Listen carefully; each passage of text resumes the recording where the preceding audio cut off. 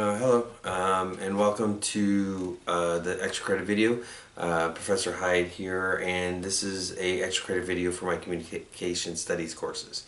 Now, just to let you know before I get into the subject matter, the way the extra credit videos work is you have to you have to watch them, and in the videos there's going to be 3 questions, and you're going to answer them in online. In this case, it's Canvas, and when you do. Make sure all your answers are on one reply, preferably 2 to 3 sentences, nothing less than 2 sentences, but thorough answers, not, just, it's good, or maybe this and that's it. Nothing like that. Let's see what else you need to do for these.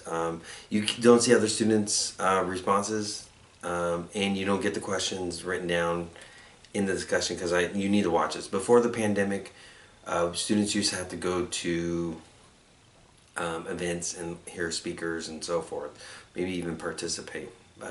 You don't get to do that. So we're doing this. So I'm filling in for those speakers, and the questions show that you are participating.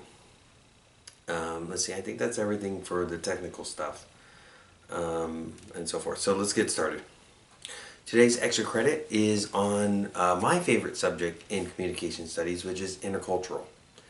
Intercultural, and of all the classes I have taught or can teach in communication studies, it is the one that I have the most personal background, but academic background as well, in the sense of courses I took and everything. Yes, I might have more professional background in argumentation and public speaking, but let's be perfectly honest, when it comes to intercultural, I grew up in that subject. And so before I get into that, if you have any of my what I would call the non-public speaking communication study classes, you have already seen this. But for the public speaking students, and for everyone else, I'll recap it for everyone else. What this is a list that a professor gave to us on first day of class in the communication studies course, and it stuck with me to this day. And in it, the professor identified that this is the levels of communication studies, and it was intrapersonal, which is communication that happens inside one's head, so the individual communication. Interpersonal communication, relationships between 2 people. And interpersonal can be everything from long-term relationships to a meeting in that moment and communication between 2 people. Group communication, which is when you're talking, in the textbook I use for the class, group communication consists of anywhere from 3 to 20 people in that moment, and communication back and forth. That becomes group communication. And there's had to be feedback and so forth for it to be group communication and not public speaking. And finally, the last level is public speaking, and that is when you're talking to a crowd and so forth. It could be a small crowd of 21 people, or it could be a much larger crowd of thousands, if not millions, on modern, technology and television and so forth. This is the levels, and the reason why I'm showing this to you and covering it is because it gives you an idea of the areas of it, and in our the electives, the extra classes, the offshoots of communication studies fall into these areas. Public speaking, you're talking like mass communication. Interpersonal, the new flair of going into health communication, right in there. Decision-making courses in business and other fields, intrapersonal, and so forth. You get into these areas, argumentation and so forth, you get into these areas. But there's only a few of the other classes in communication studies that covers every single one of these in an efficient and effective manner. And that is, and the one we're going to cover today is intercultural. Because intercultural is the communication between 2 differing parties and different cultures. And there's cross-cultural, which is essentially the same thing, but there's no connection to them. There's no what do we call interdependence. Intercultural is that there is. So the example I always use is me growing up. I'm a white guy here, but I grew up in a very diverse neighborhood, predominantly Mexican American and Hmong American, which is Asian culture. If you don't know the Hmong people, that's where I grew up. And so when in different cultures and groups in these neighborhoods, this neighborhood would interact, that was intercultural, because we weren't differing parties from different areas of the town. We were all in the same area. That was the interdependence. But we were obviously from different cultures and communities and so forth. Among Americans, it was heavy immigrants, first, second generation. While Mexican American, it matters where they were located in the neighborhood, but you're talking third, fourth generation, and then closer to the freeway, first generation, second generation. So you can see the variation and the differences and so forth. A lot of stuff there. And that is intercultural, the communication between these two groups. And it can get into the discussions that we have in our head when we interact with different cultures. The one-on-one conversation when you're interacting with someone from a different culture. Group communication when we have those diverse groups that are meeting and how they communicate with each other within the group frame.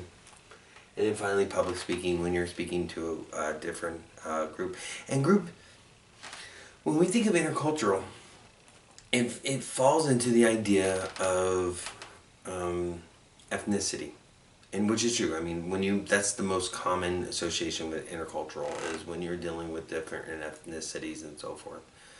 But intercultural, to me, is more than that, obviously.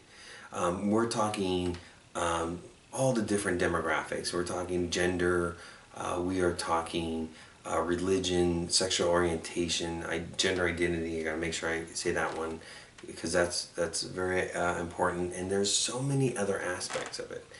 And it's important to know that. And even ones that I introduce that I think is important. Like I introduced the demographic term in my courses of geography because we're all different. We be a representative of the same culture, which I'll get into a little bit later. We can be in the same culture, but if we're from different areas of the country or different areas of the world, we have different experiences. So intercultural is so important, and the interdependence part, because the fact of the matter is, in the global economy, in our global communication, we're a lot more interdependent than we used to be, and that is our future. And so intercultural is a very important class that you can take in the colleges. In the college, an important subject.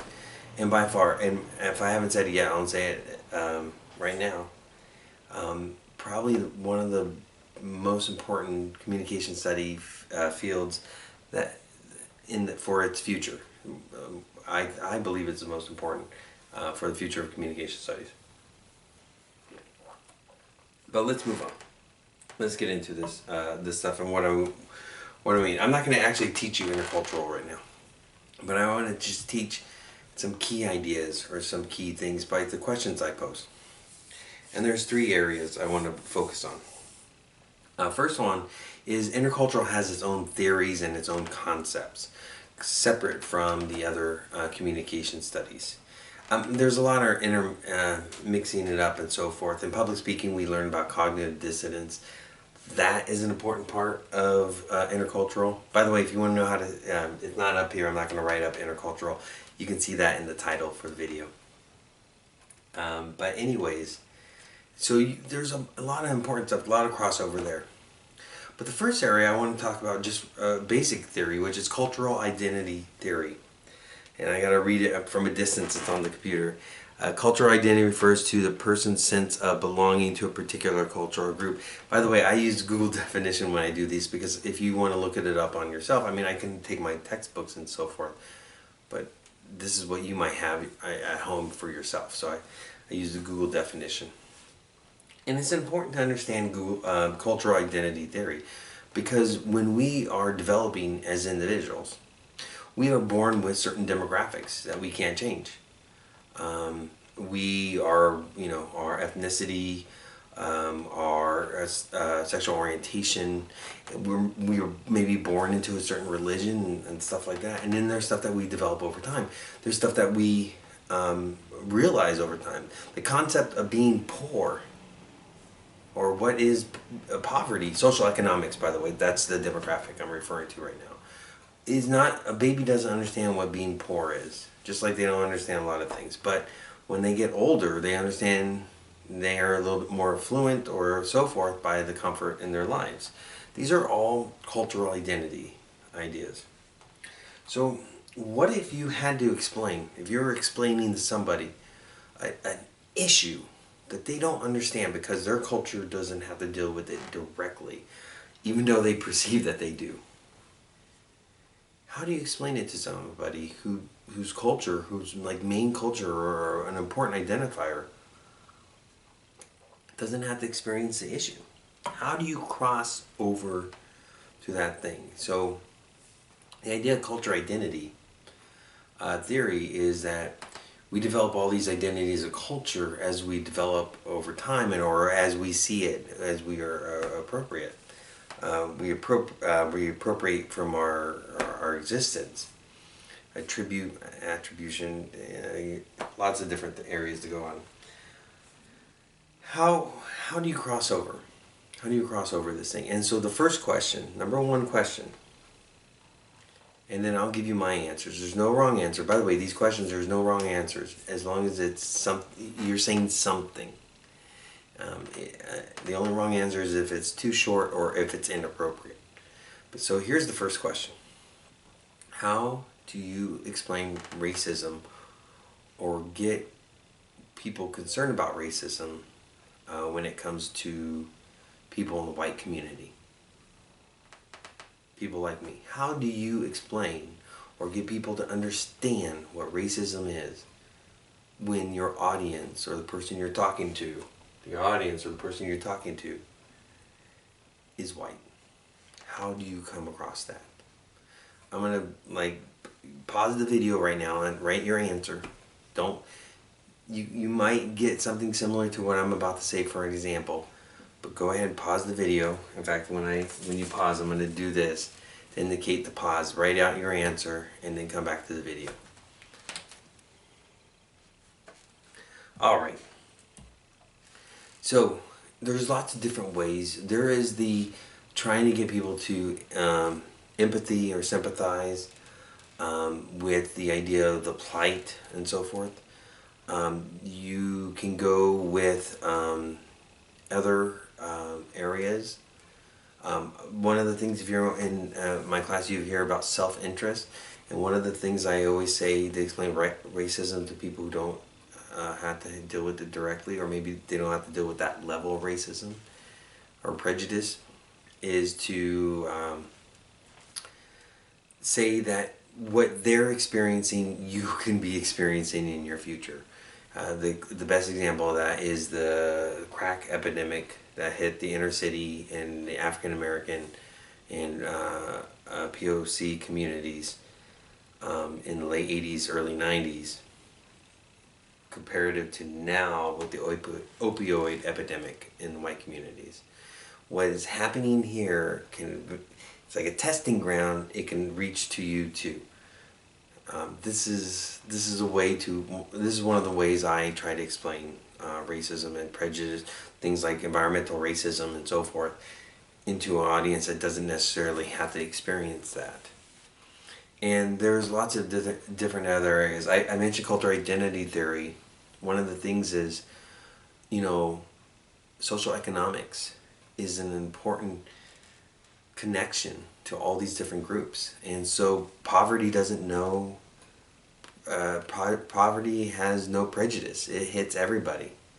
And so if you're talking about racism that is connected to social economic issues, it's surprising how easy it is to connect it to groups that are also dealing with social economic issues. So that's how you reach across, and you connect to your audience that necessarily has it. So for how do you explain the first question, how do you explain racism to white people? I gave you some examples, compared it to your own if you want to make some changes, but don't take mine.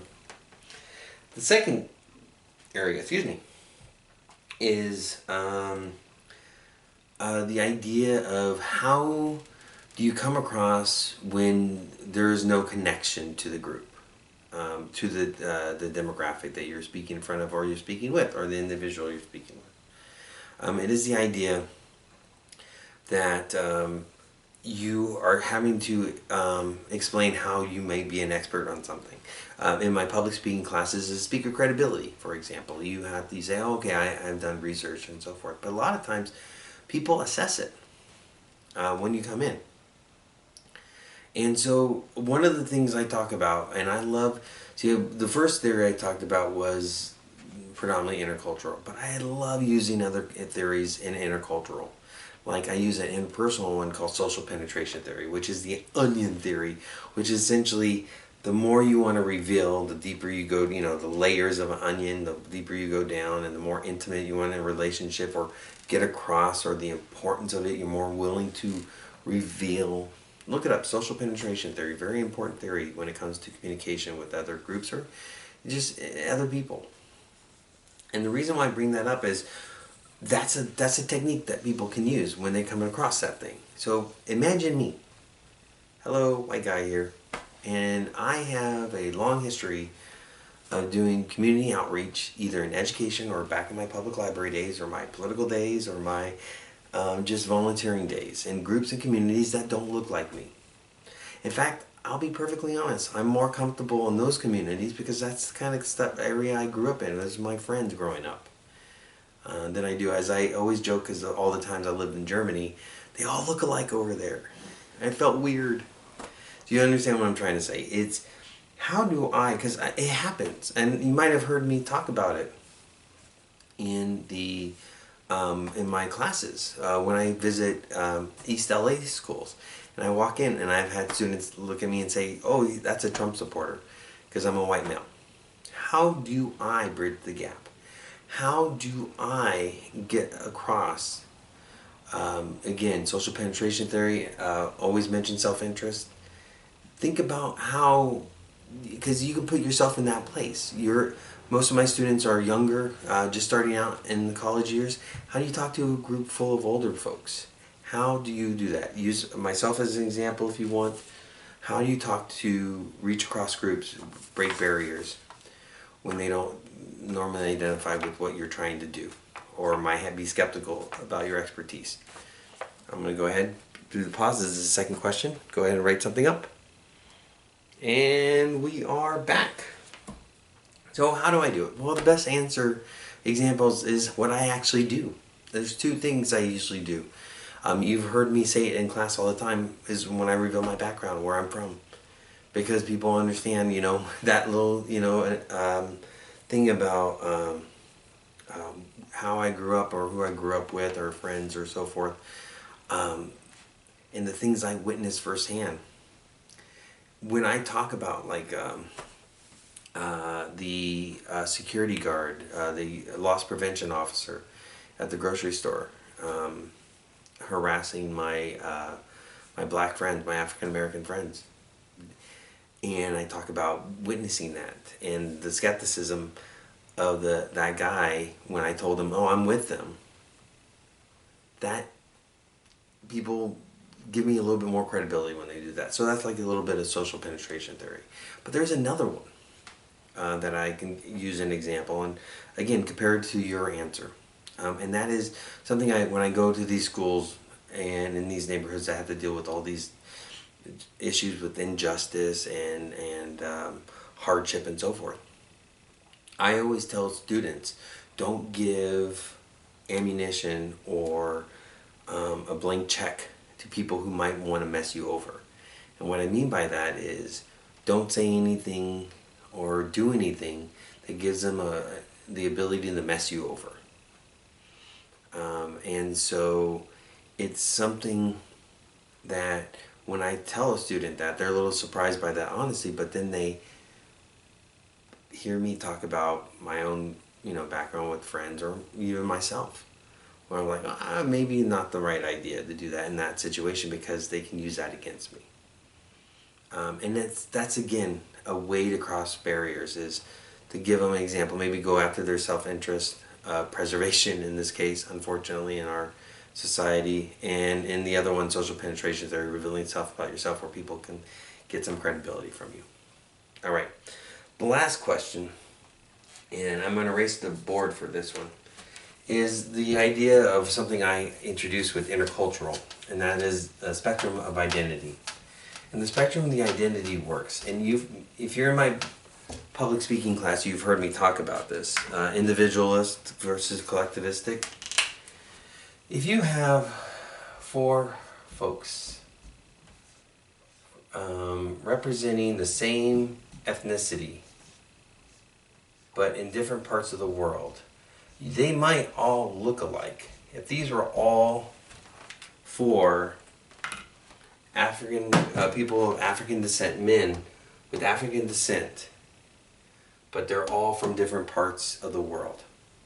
4 men, same age, African descent, but they're all different parts of the world. That, by the way, that story of the different folks, African descent around the world, and the stories is an epic story that needs to be told someday. The similarities and of stories. So, for example, here in the United States, African American, African European, African Mexican, and then finally African Iraqi. These are 4 different people. They all look alike. They're all the same age, all men. You know what I mean by all look like. They all have the same skin tone. African descent, all men, all the same age. But because they're in different parts of the world, that geography I talked about, different life experience and so forth, they might have different areas of identity. I talk about, of course, the systemic racism of African Americans, Jim Crow laws and so forth. We're seeing it rise again, slavery and so forth, comparative to the immigrant stories of the European Africans, comparative to the Mexican Africans who were just finally recognized by the government, which they didn't have before, and then the extreme hardship, poverty of the African descendants in Iraq. Lots of different stories here. And because of that, they might fall under different identities, where the American might be more individualistic, while the person from Iraq might be more collectivistic, the community type effect. And of course my marker rolls to the ground. And the reason why that's important is you take those 4 people and you take yourself and you find your own spectrum. So you take something, an identifier. I'm a man, so I'll take a male. And if I was going to make a spectrum of identity, and I thought about the extremes of being a man in our society, I would say maybe acceptance, and then of masculinity, like for example, you're comfortable. Not acceptance, I'll just say comfort. You're comfortable. That you don't have to say things like, oh, I've done this or I've done that, or do whatever. You're comfortable, you know.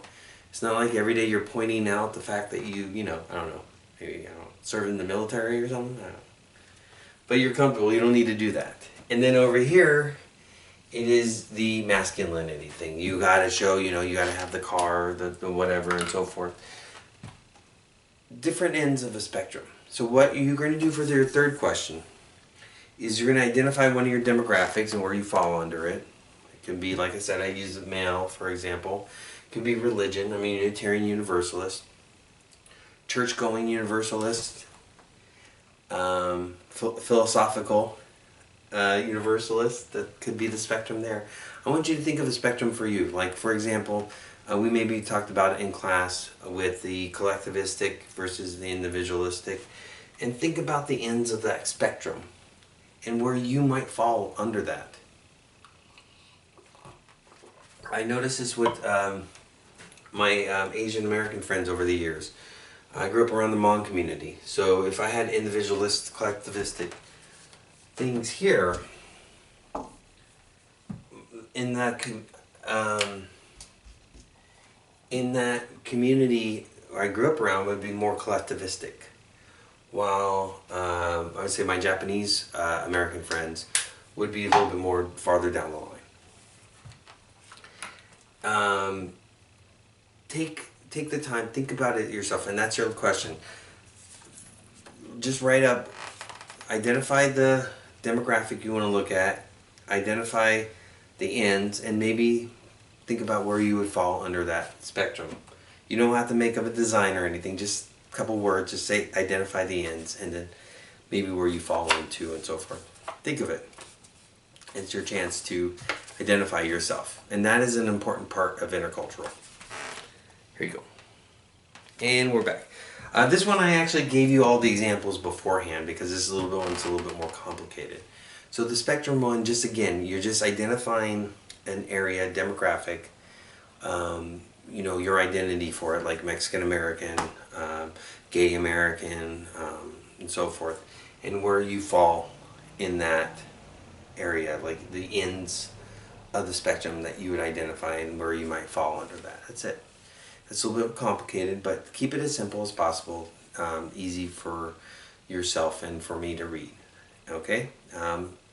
Think about the depth or the area at which you might flow in when it comes to your cultural identity, because that's an important part of intercultural, is identifying yourself and where you fall under your own individual culture.